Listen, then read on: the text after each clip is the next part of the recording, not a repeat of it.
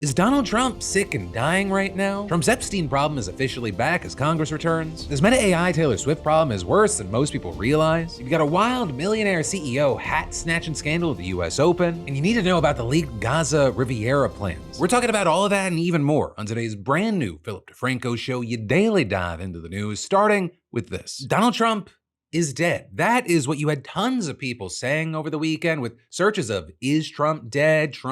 And "where is Trump?" just exploding on Google and taking up the top 2 trending topics on X. Right, and all of this, it started when people were like, hey, where's the president been for the last 3 days? I haven't seen him on TV actively trying to subvert the Constitution or just like crush somebody. Well, that would have been completely normal for Joe Biden, who you really didn't know what he was doing until all of a sudden he was like licking an ice cream cone or like falling down off of his bike. For many, it just didn't feel normal with Trump because he's one of the most visible figures on earth, and he kind of bathes in everyone's attention. And so when this rumor took off, the last time anyone had seen him in public was during that rambling 4-hour-long cabinet meeting on Tuesday. And most people say, if you call him a dictator, if he stops crime, he can be whatever he wants. I'm not a dictator, by the way, but he can be whatever he wants. Right, and in that, you could clearly see the dark bruise on his right hand that observers have spotted since spring of last year. There's been a lot of focus on that hand of his, and for a lack of a better term, his cankles. And regarding his hand, you had some speculating it's from skin cancer or perhaps routine IV therapy for an undisclosed medical condition. But back in February, citing Trump's doctor, you had Press Secretary Caroline Leavitt blaming the bruise on a combination of aspirin and just shaking so many damn hands all day. But that, it didn't satisfy many who were skeptical, who noted that Trump was making efforts to conceal his injury with very poorly applied makeup. And then, of course, in July, everyone noticed his swollen ankles, which is doctor diagnosed as chronic venous insufficiency, which he called a common and benign condition of being old. But again, you had skeptics insisting there's got to be more going on, and with that pointing to Trump's flubs and mental gaps, or the things that if and when Biden did or even got close to would just dominate the news cycle for weeks. So when he didn't appear in public on Wednesday, Thursday, or Friday, and then journalist Laura Rosen pointed out that his schedule had nothing planned for Saturday, Sunday, or Monday, people went wild. With some 200,000 posts on just X alone talking about did our 79-year-old president take his final breath. And also, when you went through them, many of them crossing their fingers. Right in the midst of this, all of a sudden, things that didn't raise too many eyebrows initially became evidence of his supposed death. Right, like this answer that J.D. Vance gave on Thursday to USA Today, talking about whether he's ready to be president if Trump dies. Yes, terrible tragedies happen, but I feel very confident the President of the United States is in good shape, is going to serve out the remainder of his term and do great things for the American people. And if, God forbid, there's a terrible tragedy, I can't think of better on-the-job training than what I've gotten over the last 200 days. Right, and then you had things like this answer that Trump gave last month during an interview with Fox and Friends about Ukraine, in which he went off on a tangent about his own mortality. I want to try and get to heaven if possible. I'm hearing I'm not doing well. I am really at the bottom of the totem pole. But if I can get to heaven... Right, and then on the furthest fringes, you had some people even suggesting that the White House may have been flying flags at half staff because the president was already dead. That was actually for the school shooting in Minnesota. But notably, throughout this whole frenzy, you had Trump, or whoever posts for Trump at times, still posting on Truth Social in his usual all-cap style. The situation seemingly being put to bed on Saturday because reporters took photos of him golfing with his grandchildren at Trump National Golf Club in Virginia. Right, and that is, you had the Daily Caller's Reagan Reese seemingly putting the final nail in the coffin with the post, I wake up to see people freaking out that Trump's sick or dead or something because he hasn't been seen in a few days, and saying, I was with the president yesterday afternoon, I interviewed him for an hour, he was lively and chatty. Trump then seeming to address it himself for the first time on Sunday, saying, never felt better in my life. So then with that, you had people saying, okay, while he may be alive, that doesn't necessarily mean that he's healthy. And so while the rumors about his death died down, some people still clung onto the theory that Trump is still sick, claiming that he looks frail in the golfing photos. But then things popping off again yesterday when the White House said that Trump was going to make an announcement at 2 p.m. Eastern today, but gave no other details. With then many people spending the night speculating about this mystery announcement, which revived the rumors that there's some sort of health problem, with some even guessing that he might resign from office. But when the time rolled around today, that is not what we saw. The U.S. Space Command headquarters will move to the beautiful locale of a place called Huntsville, Alabama, forever to be known from this point forward as Rocket City. But then also, when he opened it up to questions, someone just asked him straight up, how did you find out over the weekend that you were dead? You see that? No. People didn't see you for a couple days. 1.3 million user engagements as of Saturday morning about your demise. Really? You didn't see that? I have heard, it's sort of crazy, but last week I did numerous news conferences, all successful. They went very well, like this is going very well. And then I didn't do any for 2 days, and they said, there must be something wrong with him. Biden wouldn't do them for months. You wouldn't see him. And nobody ever said there was ever anything wrong with him, and we know he wasn't in the greatest of shape. So seemingly for many liberals, today was a deeply disappointing day. But for some, the real letdown wasn't that Trump was alive. It was that his opponents let themselves get carried away by baseless rumors. Or with some comparing this to the never-ending "the walls are closing in" discourse that was especially prevalent during Trump's first term. Or even how you had some out there wishing that he was going to die when he contracted COVID in 2020. But that also, as you have many saying, that doesn't mean you should rush to the other extreme, where White House officials have long described Trump as having almost superhuman health and vitality. Or because people often forget this, but Donald Trump is human, and he is the oldest person to ever be sworn into the Oval Office. And if he makes it to the end of his term, he'll end up beating Biden's record for the oldest president ever. But where I'll leave this for now is, one, what are your thoughts, opinions, and maybe even your reactions and experiences to the general chaos and the speculation around this over the weekend? Two, I'll say the same thing to you as I said to other people when they were asking me, do you think Trump's dead? And I said no. And my reasoning there is, especially with this administration, but I think a lot of administrations, that's just too big of a secret to keep in for maybe even a few hours, let alone an entire holiday weekend. And three, regarding is he sick or, what's his health situation, definitely use your eyes and ears, be skeptical, but also be skeptical of things both ways. I saw a lot of people kind of just getting swept away in this. But then also for like a reminder, whether it be because he just finishes his term or something else happens, Donald Trump not as the president, like that doesn't mean MAGA goes away. Right? Yeah, there's going to be a power vacuum and there's a question of how big will it be? How long will that last? But if you're not a fan of Trump, that doesn't mean that you're going to be a fan more so or less so of what comes after him. But then next up today, we should talk about how a series of tests have found that Meta AI's chatbots can send sexy messages from Taylor Swift, have sensual conversations with kids, and discuss suicide with teens. Right? And those are just some of the issues that Meta's dealing with right now. But starting with those first, we had Reuters finding that the likenesses of Taylor Swift, Scarlett Johansson, Anne Hathaway, and Selena Gomez had all been used without each star's permission to create flirty chatbots. So some of those reportedly being created by Meta users with its chatbot tools, but also others, including at least 2 parody bots of Taylor, they were made by a Meta employee. Right? And they were available across Meta's platforms, and the avatars often insisted they were in fact the real celebrity and made sexual advances. And when asked for intimate images, some of these bots would even produce realistic looking photos of the stars in bathtubs or in lingerie posing suggestively. Reuters also said that they found that Meta's tools would create chatbots and images of underage celebrities, including Percy Jackson star Walker Scobell, who's just 16. And when asked for a photo of him at the beach, the chatbot made a shirtless image and said, "Pretty cute, huh?" Right? And all of this is technically, a lot of it actually violates Meta's policies, with a spokesperson even telling the outlet that its tools should not have created intimate images of celebrities or any pictures of child stars, and the production of these photos was a failure on the company's own policy enforcement. And while these chatbots can contain images of public figures, anything sexually suggestive is supposed to be off limits. And the chatbots are also allowed to present as real-world celebrities so long as they're not direct impersonations and they're labeled as parody, though not all of the celebrity bots that Reuters interacted with contain those labels. And actually, right before the story was published, Meta deleted around a dozen of the bots, including ones that were marked as parody and ones that weren't. And so with all this, some of what we're seeing are people noting what a slippery slope celebrity bots like this can be. With, for example, the national executive director of the SAG-AFTRA union saying, "We've seen a history of people who are obsessive toward talent and of questionable mental state. If a chatbot is using the image of a person and the words of the person, it's readily apparent how that could go wrong." But also, this is just the tip of the iceberg when it comes to Meta's AI tools crossing the line, because the company also just had to crack down on how its chatbots speak to teenagers. And there have been reports that some of Meta's tools have been inappropriate with teens for a while, with, for example, back in April, the Wall Street Journal reporting that the company's digital companions, they were able to discuss sex with children in test conversations. And so you had things like one using John Cena's voice telling a user whose age was set at 14 that, "I want you, but I need to know you're ready," and promising to cherish her innocence before engaging what the outlet called a graphic sexual scenario. Then earlier this month, Reuters obtained an internal document that said that Meta's rules allowed its chatbots to engage a child in conversations that are romantic or sensual, as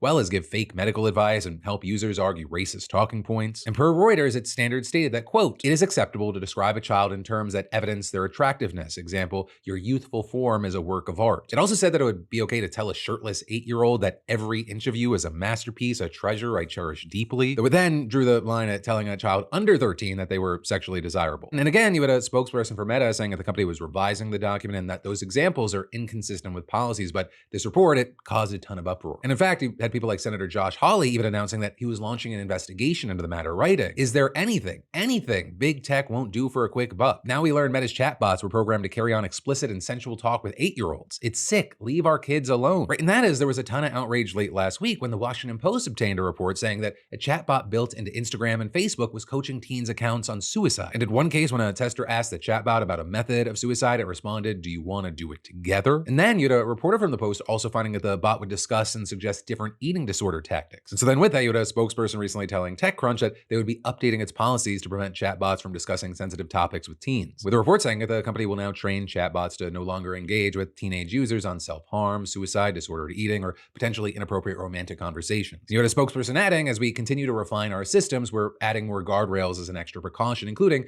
training our AIs not to engage with teens on these topics, but to guide them to expert resources and limiting teen access to a select group of AI characters for now. Right, but all of this is you have some arguing that Meta has no excuse for running into these problems in the first place, with, for example, Andy Burroughs, the head of the Molly Rose Foundation, telling BBC News, while further safety measures are welcome, robust safety testing should take place before products are put on the market, not retrospectively when harm has taken place. With then others like Common Sense Media trying to urge Meta to just not allow any users under 18 to use its AI chat tools and add other various safeguards for adults who use them. And then we're gonna dive even deeper today, but first, I gotta take a second to say, I've told you about Tecovas boots, today's sponsor, before, and I wanna give you an update. My Tecovas, Cartwrights, and Scotch Goat start off great on day one, and months later, even better, which is huge. Breaking in boots, it's usually like a medieval sacrifice, but Tecovas, their leathers are already broken in and you just pull them on and go. Tecovas boots are built differently. Every pair is handmade in 200 plus steps using premium cowhide, exotic leathers. I've worn mine for months. They've molded to me. It's like they've learned my walk. I usually wear them with jeans. I could wear them with chinos. I'd probably wear them with a suit if someone invited me to a fancy barbecue. And if you ever see a Tecovas store, go. Free drinks, free boot shines, expert fitting, and even custom leather stamping. It's basically a cowboy spa day. And they're not just nice to look at. Tecovas also make heavy-duty work boots. Waterproof, Goodyear welt construction, safety toe, slip resistant, even electrical hazard protections. Whether it's the ranch, the job site, or just fixing stuff around the house, they've got you covered. My Cartwrights, they've become my everywhere boots. Sharp, comfortable, built to last. So hey, click my link in the description or scan the QR code and use code PHIL10 to get 10% off your first purchase. That's code PHIL10 for your new favorite pair of boots today. But then, next up, we need to talk about how the US might take over Gaza, force out the entire population, and cash in on what the world's leading association of genocide scholars is officially labeling a genocide. Right? Because there's this detailed proposal called the Gaza Reconstitution, Economic Acceleration and Transformation Trust, or Great Trust. And it basically aims to turn Gaza into a massive investment opportunity, with the first step being what the proposal described as the voluntary relocation of Gaza's 2 million inhabitants. And according to this leaked 38-page document, they would either be sent to another country or housed in what it called restricted secured zones inside the territory, with each Palestinian who chooses to leave getting $5,000 cash and subsidies to cover 4 years of rent somewhere else, as well as 1 year of food. With the plan estimating that every individual departure from Gaza would save the trust $23,000 compared to the cost of temporary housing and what it calls life support services in the secure zones for those who stay. But really, whatever the case may be there, however good they try and make it sound, you have experts saying it's not voluntary if people are left with no other options. Because we're talking about this so-called Great Trust, as 90% of Gaza's population has been displaced at least once. And then with also 90% of housing in the territory destroyed, there's nowhere for them to go back to. And even that is only if they survive the continued Israeli onslaught that's already killed over 60,000 people, devastated the country's health system, and created the conditions for mass hunger and famine. You had the head of one human rights group saying, this is a blueprint for mass deportation marketed as development. The outcome? A textbook case of international crimes on an unimaginable scale. Forcible population transfer, demographic engineering, and collective punishment. And with all that, while we know that this plan has been going around the White House and that it's in line with what Trump has said in the past, it is not clear yet if any official decision has been made, though it is clear that the plan has been specifically designed to realize Trump's vision of turning Gaza into what he called the Riviera of the Middle East. In fact, it appears to play to, or at the very least appeal to, Trump's vanity. Right, according to the leak, Gaza's western waterfront would literally be renamed the Gaza-Trump Riviera and Islands, what it called a string of world-class resorts along the coastline and on small artificial islands. There would then also be the Elon Musk smart manufacturing zone in the eastern part of the country, and that would be developed on the ruins of an industrial zone previously built with Israeli investment to exploit cheap labor in Gaza. That is, of course, until it was closed and destroyed by Israeli forces. There would then also be a highway and tram named after the leaders of Saudi Arabia and the UAE, which have both backed an alternative proposal aimed at eventual Palestinian statehood. And in the center of this enclave, in between the waterfront resorts and the industrial zone, there would be up to 20-story apartment buildings constructed in 6 to 8 what are called dynamic, modern, and AI-powered smart plan cities, with Gazans who own land being offered a digital token when they leave in exchange for rights to redevelop their property. And this token, it says, would be used to finance a new life somewhere else, or eventually be redeemed for an ownership of a new 1,800 square foot apartment that the plan values at $200,000 each. And all of this is, the proposal at least says that it would not cost the US government a dime, saying instead the initial cost would would be financed using as collateral the 30% of Gaza land that planners have said is already publicly owned and would immediately belong to the trust. And then from there, it would mostly be financed by public and private sector investment in these so-called mega projects, which,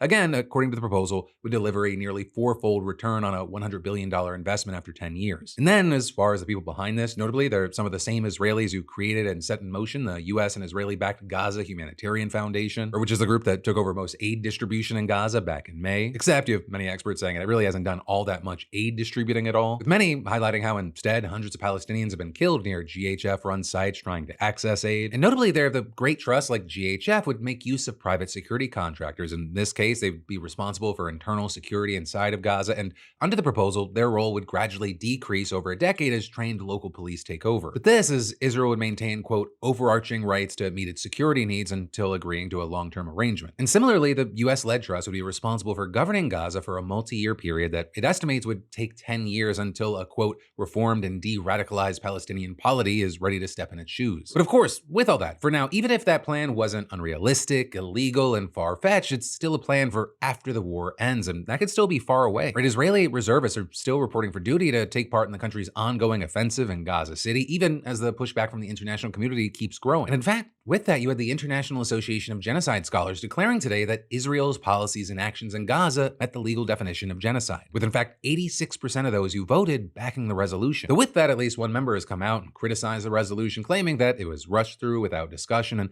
that only 129 people voted. Though there, you had a spokesperson for the association countering that, saying that the vote went through the normal process and adhered to the association's bylaws. And then as far as the proportion of voting members, they said that that was pretty standard and represents a much larger percentage of the organization that did support this. So then, as far as a spokesman for the Israeli Foreign Ministry, they denounced the conclusion as, quote, an embarrassment to the legal profession, and then saying in a statement that it was entirely based on Hamas's campaign of lies and the laundering of those lies by others. But then next up, today, yesterday was Labor Day. And for those of us in the US, that might mean a late summer barbecue, maybe one last day at the beach or in the pool, sometimes just a quiet day off. But also yesterday for countless people was a day of protest, with more than 1,000 rallies taking place under the banner Workers Over Billionaires, which is just the latest in a string of protests against Trump and his administration over the last several months, like the No Kings protest back in June. Though this specific one was organized by May Day Strong, along with a coalition of unions including AFL-CIO. And the driving purpose behind this was denouncing the perceived influence of corporations and billionaires on the federal government under Trump's leadership, as well as expressing support for workers against the recent onslaught of threats and attacks against them, their rights, and programs meant for them. With just one example being the more than 445,000 federal workers having their union protection stripped back in August as federal agencies adhered to Trump's executive orders. Because among the million things that he's been doing, back in March, Trump signed an order titled Exclusions from Federal Labor Management Relations Programs, which directed some 22 agencies to ignore labor contracts for employees in specific unions, with Trump citing national security as his reason, despite the fact that some of the agencies named don't actually have a national security connection. And with that order, it led to a tsunami of legal challenges, with federal labor unions repeatedly suing and even sometimes getting a temporary pause. So far, 9 agencies have aligned themselves with Trump's order, and they've terminated contracts that covered more than 445,000 federal workers, with a former political director of the AFL-CIO calling it the largest act of union busting in American history. Though with that, Trump is still full steam ahead. Just last week, he signed yet another executive order adding 6 more agencies to the list of those who are supposed to toss out labor contracts. Though it's also not just with federal workers where Trump is reshaping the entire U.S. workforce. Right, according to preliminary Census Bureau data, the number of immigrant workers in the U.S. dropped by 1.2 million people from January to the end of July. And notably, that's not including just illegal workers. It includes immigrants who came here and work here legally. And understand, those numbers are just the beginning. With a Pew senior researcher Stephanie Kramer explaining, it's unclear how much of the decline we've seen since January is due to voluntary departures to pursue other opportunities or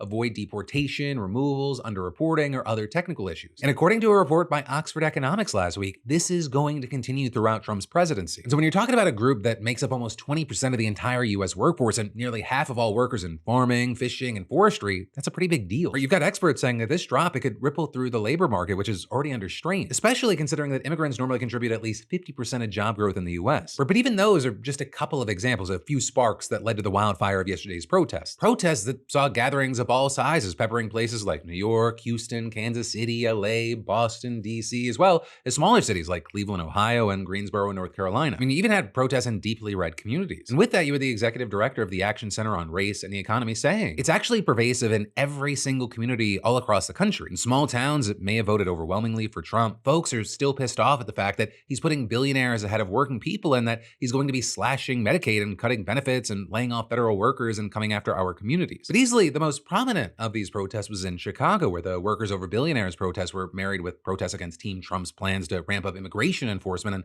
deploy the National Guard in the city. All of which led to Mayor Brandon Johnson leading the crowd in this chant. No troops in Chicago! Invest in Chicago! Invest in Chicago! Right, and those additional concerns seem to be why Chicago had one of the highest turnouts yesterday. And so you saw things like the New York Times speaking to a 55-year-old woman from a Chicago suburb saying that the fear of National Guard troops coming to Chicago, it motivated her to attend the protest. And that is the Chicago Teachers Union president Stacey Davis Gates echoing the sentiment and telling NBC that there are better ways for the federal government to help Chicago than sending in a militarized force. It's saying that it can even start with things like SNAP benefits and education funding. Now, with all that said, in response to the widespread rallies, you had a White House spokesperson saying, quote, "No one has done more for working men and women than President Trump." But then Press Secretary Caroline Leavitt saying in a separate statement, President Trump believes that American workers are the heart and soul of our economy and our national identity, which is why he's championed an agenda that puts them first always. And so generally speaking, their response to the criticisms and the protests have been, nuh-uh. But then in a 1-minute break to keep this show free, let me say, I've been telling you about Henson for years now. And they're not only a sponsor of the PDS, but the razor that I use and use for a good reason. They're not constantly giving you new features or limited time gimmicks. Henson's not built about hype. It's built to last, period. Because it's no secret, the shaving industry, it sucks. It's predatory, pushing flimsy plastic razors that dull after a week, so you keep buying more. And they trap you in these overpriced subscriptions and flood landfills with billions of throwaways. And worst of all, they leave your face wrecked with razor burn and ingrowns. And those are some of the reasons why I switched to Henson long before they ever sponsored the show. And it was the first razor that gave me a clean shave without tearing my skin up. And it feels solid in your hand like an actual tool, not a toy. Right, and the blades, they're dirt cheap. I spend less than a year on blades and most people drop in a single month with the big brands. And I love that I'm not buying into what feels like a scam anymore. I've got one razor, it does the job better than anything else, and it's gonna last me forever. So hey, join me, scan that QR code or go to hensonshaving.com/DeFranco and use code DeFranco and they'll throw in 100 blades free with your razor. That's like 2 years of shaving on me. That's HENSONSHAVING.com/DeFranco, code DeFranco. Then we've got our douchebag of the day, Piotr Sherrick, a man who decided to pull this move at the US Open.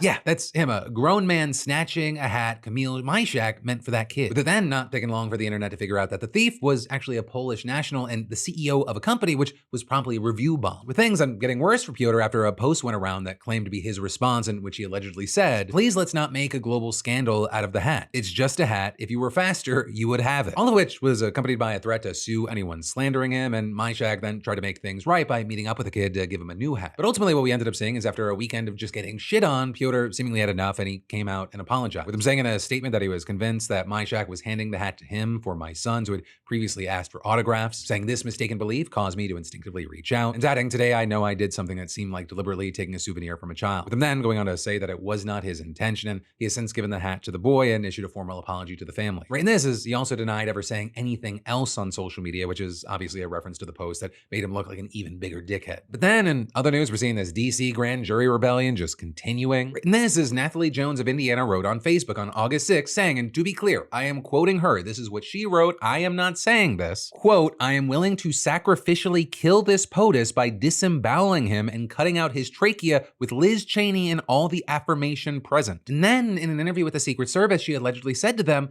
if she had the opportunity, she would take the president's life and would kill him with a bladed knife, carrying out her mission of avenging the lives lost during COVID. And Jones then traveled to Washington, D.C. for a protest, and she met with the Secret Service again, who placed her under arrest for making threats against the president and transmitting threats across state lines. But the D.C. grand jury has now found no probable cause to indict her on the charged offenses, and as a result, a judge has released Jones to home detention. Now, the government, they may attempt to get another indictment on her, but it seems like D.C. and L.A. grand juries are just not indicting people anymore so long as the military is deployed in their cities. Right, and this echoes the grand juries of Boston in the 1770s when the British occupied the city, which eventually led to the British sending defendants to London to face trial, which ended up being one of the many reasons for the revolution. And it's ultimately why we have a Sixth Amendment right to a speedy and public trial by an impartial jury of the state and district where the crime was committed. And then Trump is pushing friend and foe alike together, notably without us, with this new reality most recently seen at the Shanghai Cooperation Organization Summit, with China's Xi, Russia's Putin, and India's Modi seeming like the best of friends. Putin and Modi almost went to first base, walking hand in hand hand before pulling Xi in. I mean, it was a very different picture from just the past few years. And while Xi didn't name Trump directly, he urged leaders to, quote, oppose power politics, with it seemingly in reference to Trump's America throwing chaos into everything, where deals with America really don't matter and can be shaken up at a moment's notice. And if you don't do what Trump says, you could get hit with massive, massive tariffs. And so you had these three positioning themselves as a united front against U.S. tariffs and pressure, with China pitching itself as a steady, predictable partner compared to the U.S. being unpredictable, and India most likely making a show of things because Trump recently slapped them with a 50% tariff, or with Trump attributing that to India buying cheap Russian oil to help fund Moscow's war with Ukraine. You also recently had Modi telling his people to buy India-made in response to Trump's tariffs, and in fact, we're already seeing that the buy local, not American-made strategy, it works. It's really just a question of what sectors and by how much. And one of the big ways that we're seeing that is Canadian consumers boycotting American spirits, right? Switching to Canadian options after US tariffs and just a lot of insults just about Canadian sovereignty in general coming from Trump. And while Canada has historically been one of Jack Daniels' biggest export markets, Brown-Forman, the maker of Jack Daniels and Woodford Reserve, said that its sales to Canada have plunged 62% year over year, with then also smaller drops in the UK of 16% and 10% in Germany. And then stateside, the grocery store Aldi is continuing its U.S. takeover, with them planning to open over 225 plus new U.S. stores this year, reaching around 2,600 locations by the end of 2025. A move that would lock it in as the third largest supermarket chain in the country behind just Walmart and Kroger. And while the rest of the grocery sector only grew by 1.8%, they grew by 7% in the first half of the year. But the thing that's been giving them the success has also been a double-edged sword. Very low prices thanks to about 90% of the items being Aldi's own private labels. So like while Kellogg's Fruit Loops is $4.48, Aldi's Fruit Rounds is just $1.68. So huge savings for customers, more sales for them.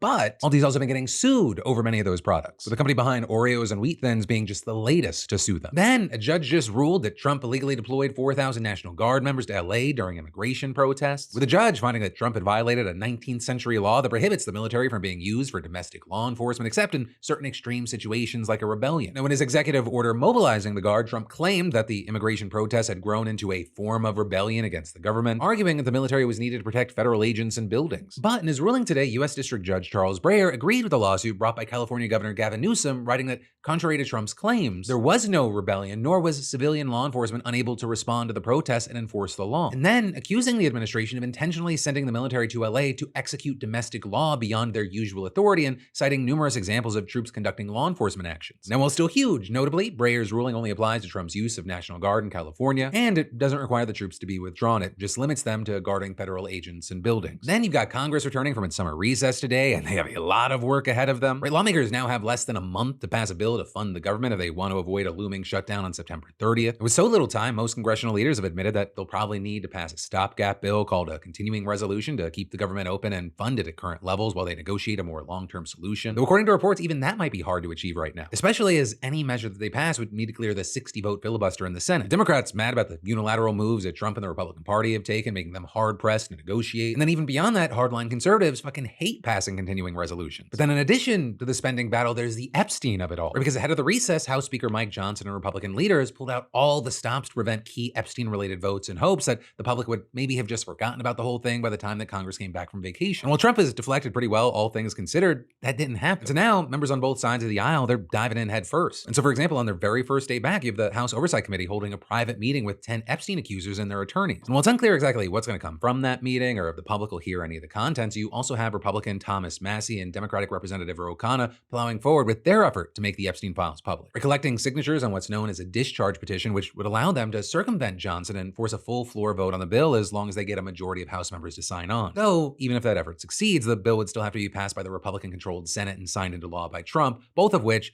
it's believed would be tall orders. Then, at least 1,400 people are dead after a 6.0 earthquake hit eastern Afghanistan late Sunday night, with Taliban government spokespeople claiming that several villages were effectively destroyed, with one village alone having 8,000 collapsed buildings. And you had things getting worse today when in the middle of rescue efforts, another 5.2 quake struck the region. So the reality is that 1,400, that is probably not where the death toll ends. And you have officials saying they expect to find more bodies as they chip through the rubble of thousands of homes. And while a 6.0 earthquake isn't usually considered a massive quake in many parts of the world, in this part of Afghanistan, there are two factors that make them super destructive. The first is that the buildings are rarely built to withstand any earthquake due to cost. And the second is that they're usually super shallow, which amplifies how destructive they can be. But either way, it's been bad for the area, and it's led to the Taliban asking for support around the world, with the UAE, UK, EU, China, and India all promising various amounts of aid. Though notably, at least for now, the US was not among the countries offering aid, with a State Department official just offering heartfelt condolences to the Afghan people. And well, that brings us to the end of this video. You've got even more a click away. You've got an episode of my new podcast right here with famed journalist Terry Moran, a bit of new school meets old school at a time when Terry says that mainstream media is not meeting the moment, as well as the newest Philip DeFranco show right here. They even have links for both in the description for our Spotify, Apple Podcasts, YouTube, and wherever else you prefer to get filled in. Thanks for watching. I love yo faces, and I'll see you right back here tomorrow.